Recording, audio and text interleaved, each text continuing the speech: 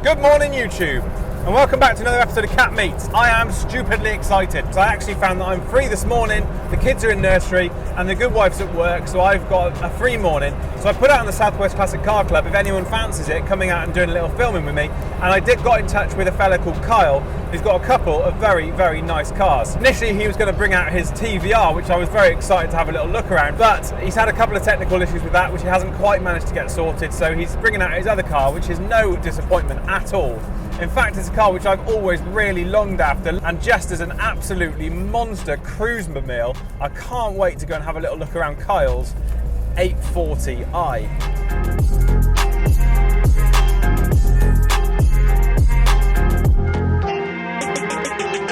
Now the 8 Series started off with this, the E31, but this was the first of the 8 Series, and it was a complete redesign from the ground up. Now this car comes with a V8 and a V12, I believe. This one's a 4-litre V8. No slouch of a car, that is for sure, but it's built as an absolute motorway munching, autobahn driving monster of a machine. Something north of 200 horsepower, rear wheel drive as BMW should be, and a really nice, slick, new look for BMW with the pop-up headlights and that sort of stuff. So I can't wait to see this car. We're not a million miles away now from the meeting point. Going to meet up with Carl, we'll have a good look around his car. Hopefully he's going to take me for a little spin as well. So I'll catch up with you guys when we get there with a couple of clips, videos and a bit of a chat with Kyle about his 840i, and probably see what he's got to say about his TVR as well. Thanks so much for tuning in guys, and I'll catch up with you in a mo.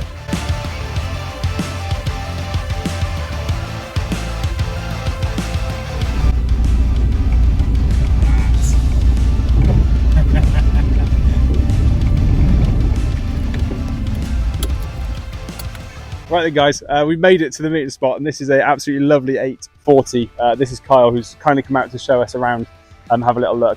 He was going to bring out a TVR, but there's a couple of little issues with that at the moment. It's ignition or fuel, isn't it? Yeah. One or the other. Yeah, either coil pack or fuel pump. Yeah. So hopefully we'll see that on the channel in the coming weeks and months. So we'll keep up to date on that and see how you get on. Yeah, definitely. But yeah, thanks so much for bringing the 8 Series out to come and meet us. It's an absolutely beautiful car. I've taken a couple of shots already. I'll pop those over the top just while we're having a bit of a chat, but we'll just have a quick rundown of Carl's sort of history and that sort of stuff. So you mentioned it was your dad and your brother. You're all sort of into cars. Yeah. You've already mentioned Dolomite, Sprint. Yeah, we had a Highline as well, the E50i line. Nice. What was up on the ramps? The TR. TR6. No, my granddad was an engineer, so we slid the crane up in the garage loft. Yeah. And pulled the body off the TR6, full nut and bolt restoration on that. Nice. Yeah. Trying to think of the other things we've had. So how old were you when you had those sort of memories? Was that proper knee eye to a grasshopper? Like yeah, about 4. Oh, nice. Some time now.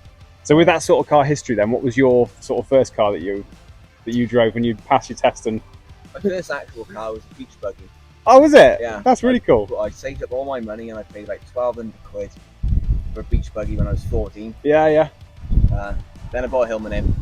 Just why not? Why not? That is a very cool second car.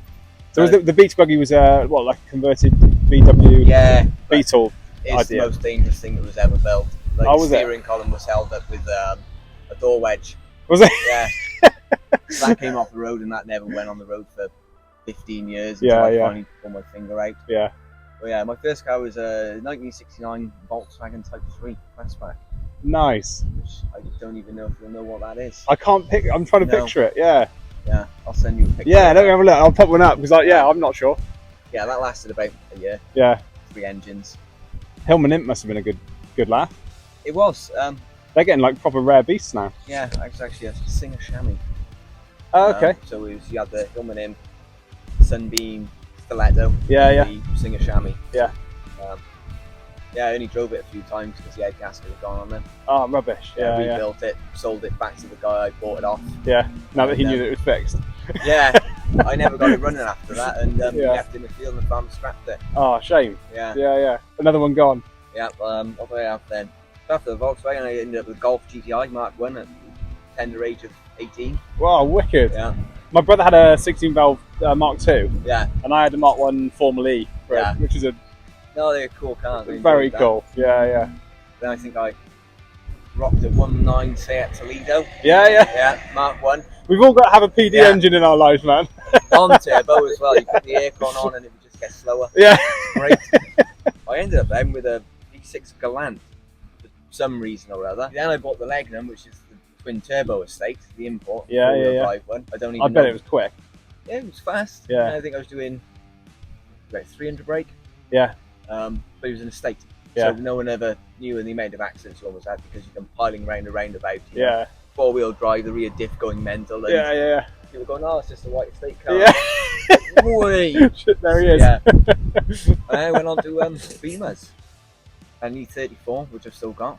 518i. Estate, one of the rarest Oh, in nice. the world. There's about 4 left. Is there? Wow. Yeah, we sort of find nowadays, especially that some of the slightly smaller engines or lower spec cars just got scrapped and left behind, didn't they? So they are getting rarer now. Yeah, there's not many at all. Is that roadworthy or no? Or running now? No, it just needs to patch on the sill. Oh, okay. Yeah. But you know, E39 then for God knows how long. Yeah.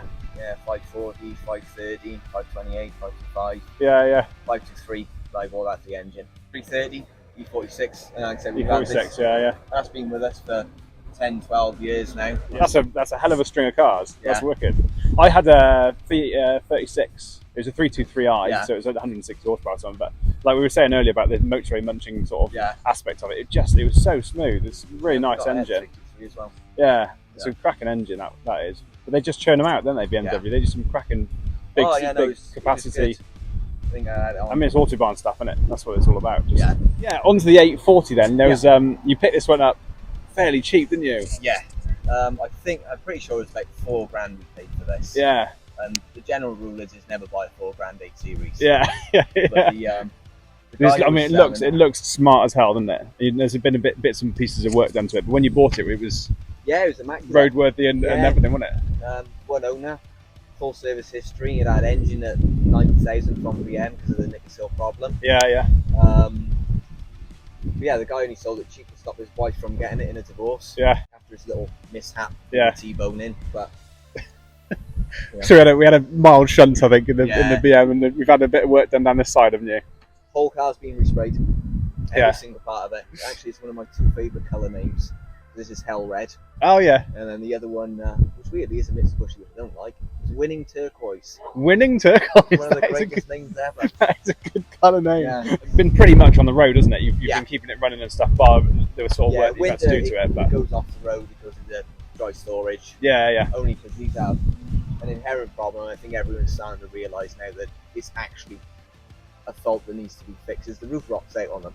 Oh, does it? Yeah. Oh, right. But you can never see it because it's the internal frame that rots first. Oh, I see. And then the roof panel rots, so you've got to put a new roof on them. Yeah. But I think everyone's accepted these days that You is just- part of the course of keeping one of these. Yeah. So at some point, I'll be putting a roof on it. Yeah.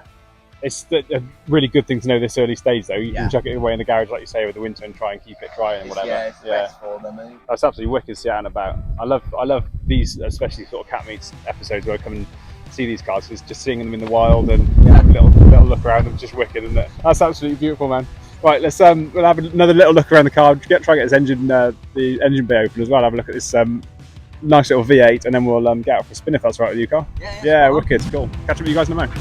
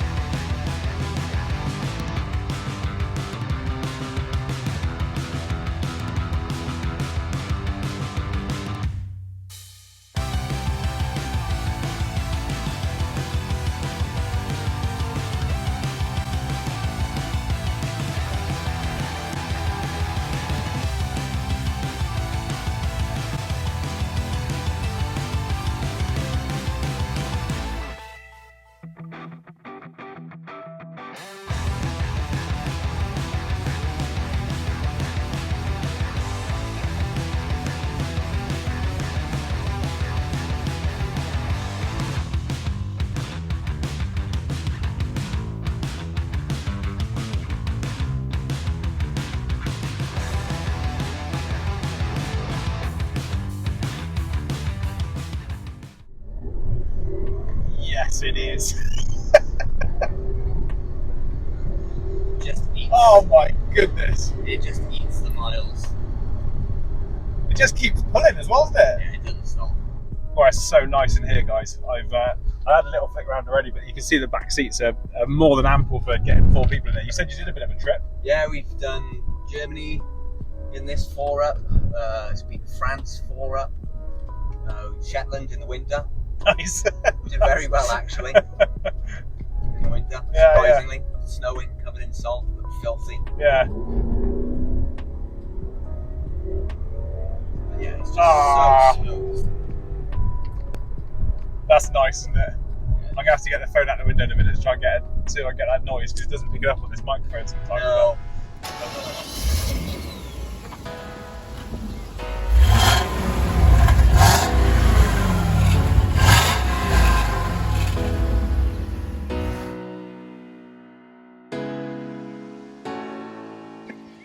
Just have a little check out the boot space here, and you get the centre box out of there, and you've got a ski bag, a built-in ski bag. Yeah, so a fairly nice sized boot with a fairly nice sized cabin, enough for 4 adults. So then these back seats come down and make a flat luggage space as well if you need it. It's just really, really nice car, and this one is a lovely example of it as well. Absolutely cracking.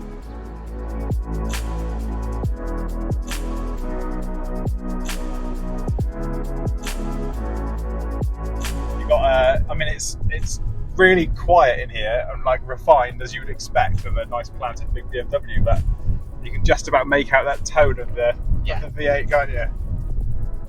And obviously you can tone aside, it just pulls like a train. It's so nice. Yeah, it does go like stinging. For an old car. Yeah. 280 brake horsepower, which was a lot back in the day. Yeah. I mean, realistically, there's no replacement for displacement, is there? And we were saying earlier about the fact that it's not made for track driving, revvy craziness, is it? It's really an Autobahn munching. Yeah, just sit on there. Grand Tour or whatever you want to call it, isn't it? As long as you can keep the fuel in it, and it's not bad on fuel, but yeah, I dread to think what it is to fill the tank these days. I think last time I filled it full, we were doing about 120 a litre, and it was 120 quid. Yeah. Jesus. So.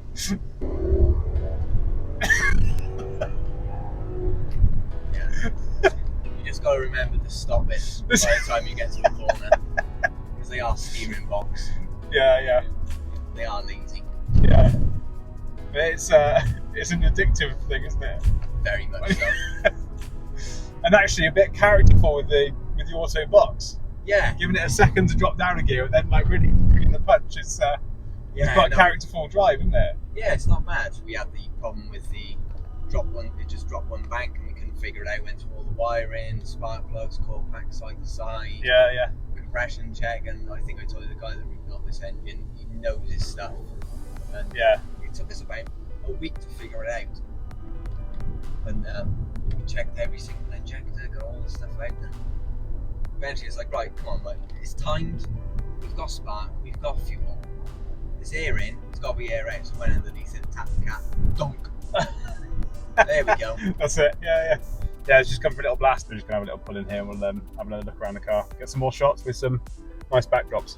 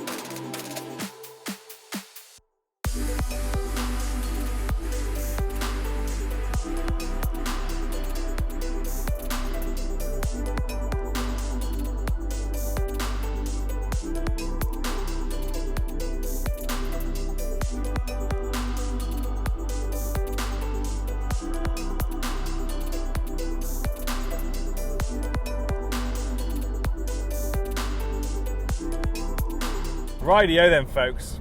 That was Cat Meets. That was a hell of a way to kick off the Cat Meets season for 2022. And thanks so much, first of all, to Kyle. I just chucked out a message, as I said, on social media, and he was happy to bring his car out, so it's absolutely wicked to see that and have a little look around. It is just BMW smooth. It's such a nice car. Big old nice leather front seats, that automatic gearbox, the big 4.4 now, V8 in there, and it just makes such a nice noise. It's just wicked. What a car. Really, really nice clean example, and Carl's just making sure to keep it that way, keeping it dry stored over the winter and looking after it, you know. He's got a couple of other cars, so he has said that he's up for coming out and doing another video with a different car at some stage in the future, which would be absolutely wicked, so watch out for that on the channel. He was saying an interesting thing I didn't quite get on camera, I don't think, about the fact that there's actually a bit of a Frankenstein car between other BMWs. I think he was saying an E36 and an E39 or something like that. There were bits of both of those cars put into the 8 Series. And actually that comes out in the servicing of the car, because you have to have 2 different diagnostics machines for different systems in the car, because it is so much of this sort of Frankenstein car. But they're proper rare beasts, you just don't get to see them. And to have a little blast out like that today, especially on those nice roads down to Tinton on the Wye Valley, it was so nice to see that car and have a little ride in it. And he also let me have a little blast as well. And I tell you what, it just pulls like a train. Such a cool car. We found a real nice spot to take a few pictures of as well. A bit of greenery in the background, and it just meant that red paintwork was really popping. It looked so nice and fresh. But anyway, that's enough barking on about that. I hope you enjoyed this episode. As I said, hopefully the Cat Meets episodes are now back on throughout the summer. A good few cars coming up for you, so make sure to stay tuned. Check out my other videos if you haven't already done so. It'd be great to have you along for the ride. If you fancy supporting the channel, the best thing that you can do is hit that subscribe button. But then obviously there's an Etsy store where I've got a couple of bits of merchandise, including some stickers now available. And then obviously my social media as well. Go and check that out and follow along, Instagram and Facebook. All the links for those bits and pieces are in the description below. It's been absolutely fantastic morning for me getting out and seeing that car. I hope you've enjoyed this video, and I really hope to see you on another one. So until next time guys, from me, from Kat, as always, drive safe.